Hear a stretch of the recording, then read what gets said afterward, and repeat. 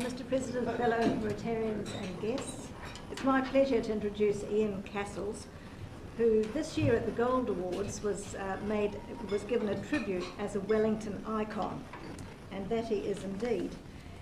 Who is Ian Cassels?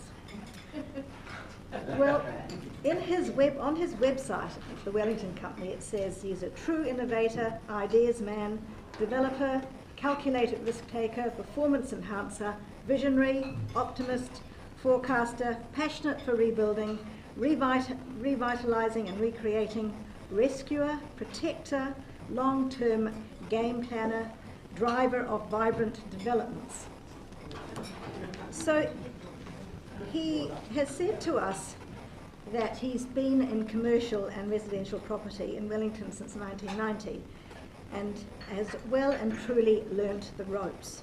He used to, in his earlier life, be an industrial painting contractor and painted bulk storage tanks up and down the country, but found coffee in time infinitely superior to instant importcoms.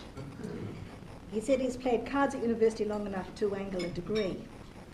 So he's interested himself in council, property council and WECC, poked his nose into enough places to be considered an annoying person, he says, but to also have some basis for some of the opinions that he holds. He's been an ardent advocate, as we know, for the airport extension, residential and other intensifications of Te Aro, Cuba Street, and the growth of Wellington culture.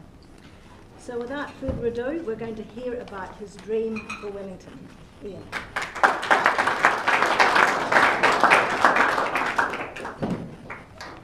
Thank you very much, President Lawson, Rotarians and guests. You put up with me here last time for a while, so I'm thinking you might put up with me for a bit, and if you do need to throw me out halfway through, then do it, because it's not exactly a dream, it's a wee bit of where we are now and what we're up to and how well we're going. I have been in commercial and residential property for almost 30 years, and as you'd expect, I've formed some opinions. Once upon a time, I formed theories all the time, but one of my theories used to be that if you found a good bandwagon, you'd jump on it and stick with it and grab as much credit as you possibly could, and that would usually serve you quite well. And the ones that you wouldn't jump on are sort of railway workshops, post office, Invercargill pre-Shadbolt, video stores, anything that's going to be affected by the internet. There's a whole lot of them, and we all know what they are. They're the ones that are going backwards. So after the 1987 crash in Wellington, and as was pointed out, I used to be a sandblasting contractor. Coming to town was a bit of a thrill, really. The property prices had quartered, and it looked to me like there would be a bandwagon forming on that one, and it would go a long, long way into the future. And we decided to jump on it. It seemed to be a very obvious thing to do. When property prices have just quartered, then they're probably going to recover at some point. We adopted that idea, and we adopted it as shareholders in Wellington, which we are. What was good for the city would be good for us, and we thought this would be an unstoppable trend. Our best suspicions were confirmed in the 90s when young people moved into Te Aro, the talented and the best that we had. People like Flight of the Conchords, which are superb, known all over the world for their talent, and emanate really from Cuba Street. It started. I'm sure that wasn't totally responsible because they're brilliant young men, but and you've got Rod Drury and Sam Morgan and all the people you know, the startups that were mentioned earlier on. There's so much talent that loves this city. And then, of course, you've got Wedder and Peter Jackson. Father Christmas came along and gave us Te Papa, which was 5,000 people a day. And then the cruise ships came. And I knew that I was dead right at that point. Everything was going to go well for a long, long time. And we couldn't go wrong. Getting something right like that is really quite wonderful. Like, you feel energy and you know you're doing the right thing. So, you know, given that confidence, you go out and borrow far too much money and do far too many things, and you're on your bike. So something happened. Something happened in the last few years, is what I've been thinking. In Wellington, New Zealand, someone pulled the fuse on the forward switch. in life in a market, and in life or in a market, you're either buying or selling. You're either moving forward or backwards. And unfortunately, you have brokers and various people that advise you to go into a hold position, which means you don't really know where you are. And in New Zealand at the moment, we're on hold. There's something going on here which seems to allow us to think that not going forward particularly is all right. And I suppose we compare ourselves with various people and satisfy ourselves that that's a fair position to take, but to my mind it isn't. Now, I wanted to go through with you because I had just been overseas to Cambodia and Vietnam, and I wanted to bore you with a few observations that I picked up over there. I'm not an expert on economic growth or relative growth, but I have wondered about Singapore for a long time, as you all will have. Size of Lake Taupo. If you were put yourself back into the 1960s and imagine New Zealand driving along the motorway in a Super Minx, number 3rd in the world, Singapore would have been on a bicycle. And fast forward to about now, we've been upgraded to a Toyota, and they're in a laser, and they're in the far right lane. They're 1.5 times our GDP, and very soon they'll be installed permanently as the highest per capita GDP in the world. And that's all been done through amazing hard work and focus and positivity. And I can hear you say, okay, you know, that's one, that's a miracle. Miracles happen, Lee Kuan Yew, not everyone's got one of those. But I went to Vietnam, and Vietnam is, you know, we bombed the living daylights out of them. They had an extremely hard time. There's 93 million Vietnamese, and their GDP per capita is about 1/20th of ours. They have massive problems, transport and infrastructure, all sorts of things. Their GDP, which I won't talk about forever because it is just a number after all, does, though, grow persistently at greater than 5% a year. So what amazed me about Vietnam, as it will all have you in any Asian country, is the traffic. It's not controlled by traffic lights or police or any rule enforcement.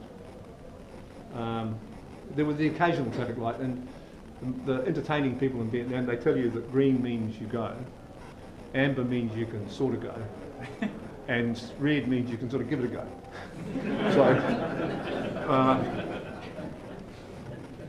And I used to like reading Richard's scary books to my children, and you've all seen those, the planes, the boats, the trains, everything, madness on every page.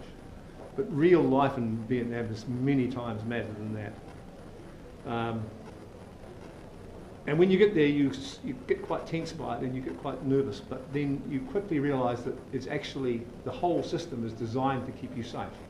It's not designed to kill you, like the bus drivers in Wellington, or anyone in New Zealand Road where you get within 50 metres of their driving space. These people are cheerful about near miss accidents, and they have millions of them. The cars pass in opposite directions, very, very close to each other.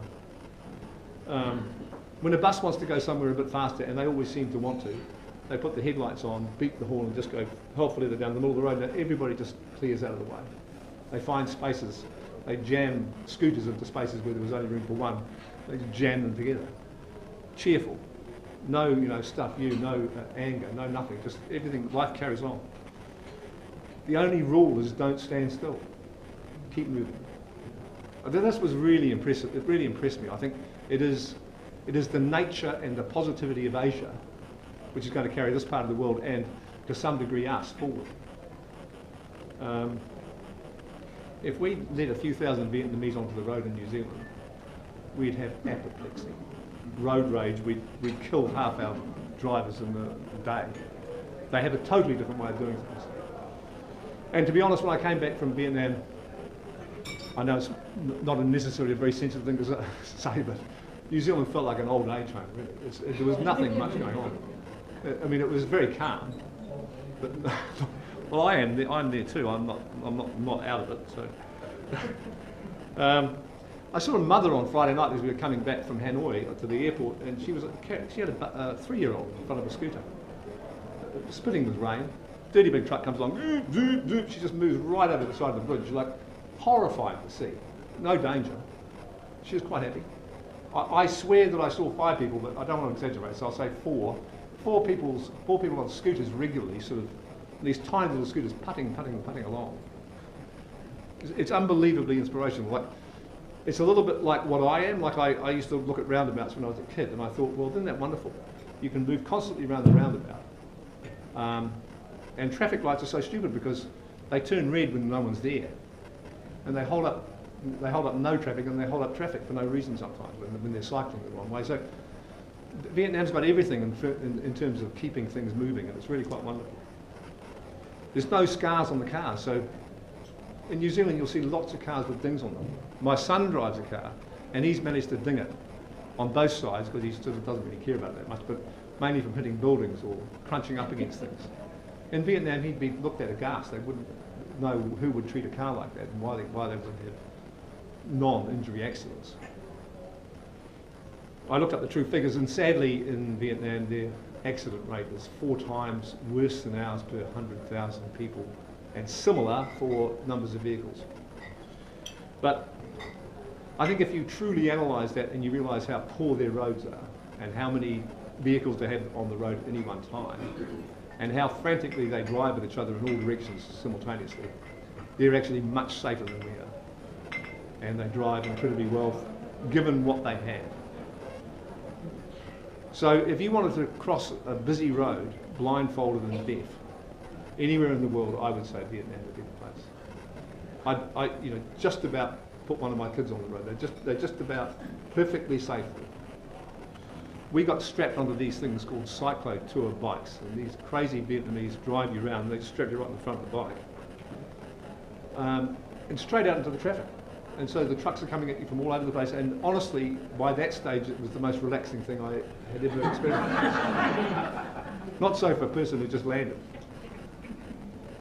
So, in terms of my view about markets and going forward or going backwards, I'm saying the Vietnamese are most definitely not on hold.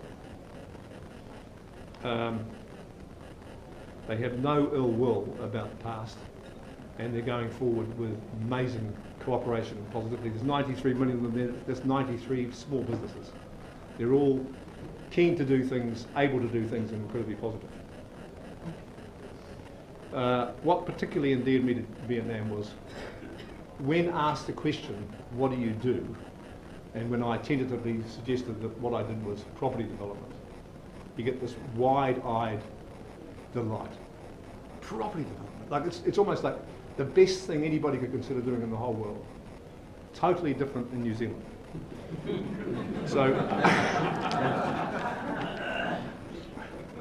So what is this to do with us, with what we do, property developers? We busy ourselves trying to do what we think people will appreciate. We do things that we think will be good for our city. Now that sounds a little bit weak and you might not believe it, but we are shareholders in the city. And if the city does well, then we do well. And I wanted to talk about this expression which has sort of crept into the national psyche, has sort of wormed its way in. If it isn't broke, don't fix it. And I think we have a lot of that affecting the way we think about things. If we aren't going backwards, it seems to be all right. And I think about Vietnam and Singapore when I think about this. But I don't think there's any excuse for that sort of thinking. And being a property developer and having been frustrated, I have to talk about Shirley Bay. What amused us normally about Shirley Bay was the slogan that came out halfway through the public consultation. Save Shirley Bay. It's taken 70 years of neglect to get the Shirley Bay to where it is. And we proudly want to save it because we've achieved something. Wellington together has achieved this wonderful thing called Shirley Bay. The road's either too narrow for some people or it's too wide for other people. The sea level's going to rise, so of course don't do anything because if the sea level rises, we're all stuffed. What about the people in Bangladesh and Holland and all those people? I mean, there's so many people in the world that are going to do something about sea level rise. We should stand in behind them and do it with them because we're really not going to let the sea rise 2 or 3 metres. Unless we're stupid. The blue penguins, of course, we're not going to slaughter the blue penguins. I mean, there's so many things that are obviously not going to happen that are fearful for people.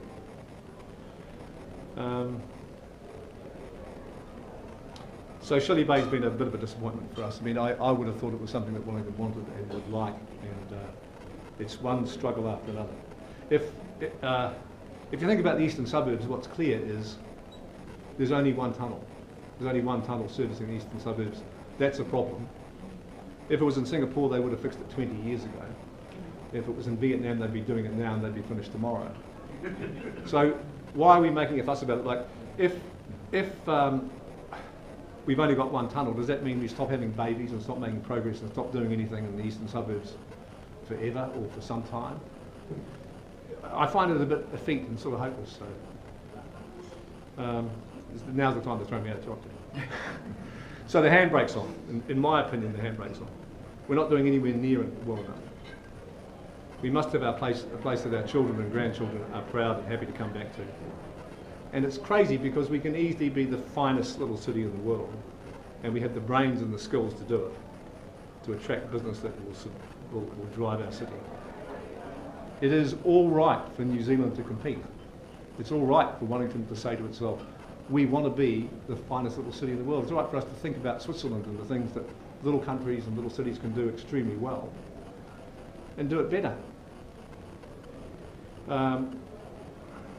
Why is it in New Zealand that we've been unable to build houses at reasonable prices? Why are Auckland and Christchurch so hopelessly inefficient? Why is it that our political parties seem to want to do just enough to get into power and not enough to make a huge lasting difference? What's so hard about an airport? So that's a bit of frustration, and that's the end of my ranting, and I'd be pleased to take questions if there are any.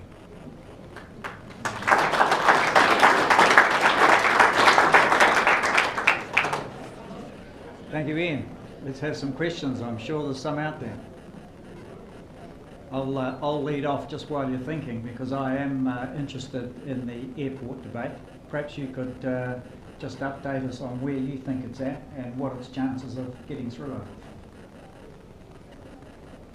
Well, it's funny in New Zealand, I'm not an expert on that either, but I do follow it a bit, and I know that what the airline pilots are attempting to do could close Queenstown and could theoretically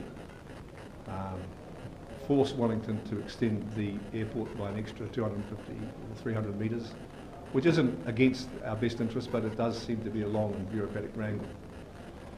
And it doesn't happen overseas, and I've been told that if we do manage to do that, we will change the chances of surviving one in a blue moon overrun.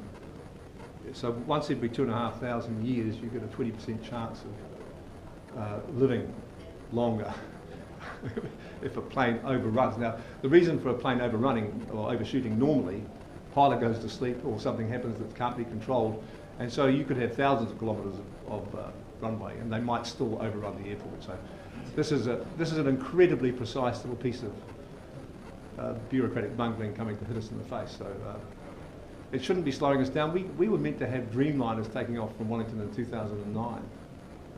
I mean, how many times have I got to grow to 100 before that happens? It's sort of depressing. So we'll get one. Richard. Ian, it's a question about Tiaro. When you started, there was hardly anyone living in Tiaro. Do you want to comment on where you see it as now in terms of the residential future for Tiaro? So it wasn't that many years ago when no one lived in Tiaro. So Mayor Fowler famously quoted once that there were 3 people in the city and 3 buildings that were caretakers. And we knew one of the caretakers, and he was so delighted to escape and get to Masterton to retire. And now he'd be wondering what the hell he did that for, because the life has moved into the city in spades. And 15,000 people have moved into the middle of the city in the last 15 years, and most of those more recently. And that will double in the next 10 years. So Wellington's becoming a real culture and force to be reckoned with in New Zealand. So when you pour that many people into the middle of a city and you all use the same one pipe, then your efficiency is huge. The rates you pay come at virtually no cost to the city. Wellington is getting wealthier without understanding it. So the more you force yourself out into the Newlands and the greenfield sites and build motorways and railway stations and all that sort of stuff, the more it costs you. So that's why we are so much better than Christchurch and Auckland to meet New Zealand's needs in terms of the international environment and the brains and the brightness that we have to bring to the world. So I've got great hope in the end for Wellington and Te Ara, which I think is the... Yeah, just building on that, what's your view then on transport options for the city? Well, people view this with a certain amount of suspicion, but truly cars are not the thing they used to be. Like, kids don't have them anymore. They don't ogle pictures of Mustangs that much anymore. Half of them can't drive, or a lot of them don't. It's got nothing to do with cars anymore. So we don't believe that, because we like Mustangs and things, and I like driving cars and stuff. But it's all to do with driverless electric vehicles. In 5-10 years' time, a car will come alongside you in the street and say, Ian, get in the car, you're meant to be home in half an hour. And it'll invite you to get into the back seat where you can have a scotch if you want to, and it'll take you all the way there. It'll be cheaper and safer. And from the Vietnam example, you know that you'll be able to get twice as many cars on the road, because we won't bang into each other, because they'll all be controlled so you can drive inches apart if you want to.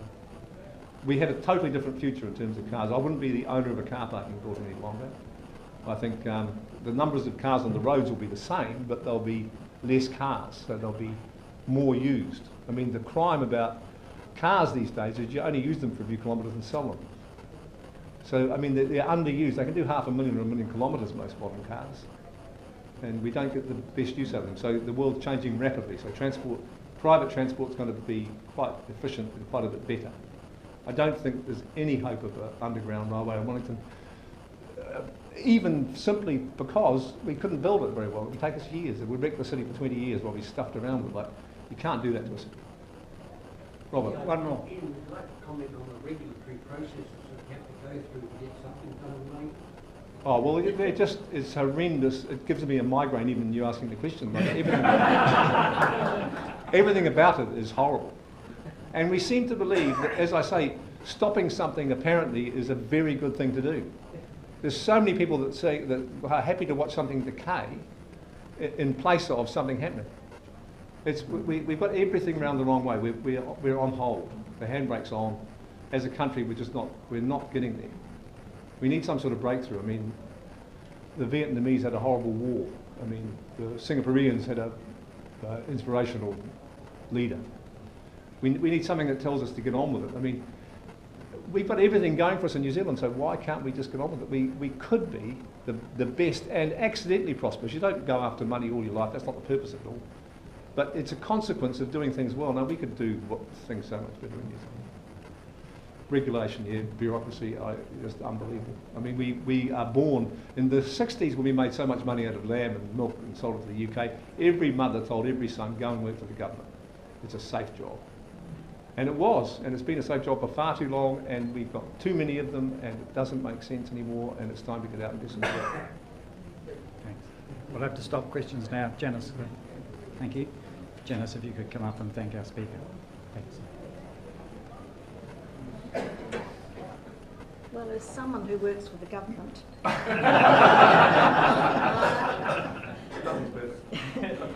nothing's perfect, no. It's my job to, on behalf of everyone here, to thank you very much. I think what we've seen is your passion and energy, especially in the early days and the early decades when you started, and now your frustration because the handbrake is on. But I think most of all you've issued us all with a challenge and something for us to be thoughtful about. And that is, what is it that we need to do to stop standing still? Because clearly we don't want war. And maybe we do need an inspirational leader, but we need to keep going and keep being excited and keep progressing for those of us that love living in Wellington. So can you please join me and thank Ian very much.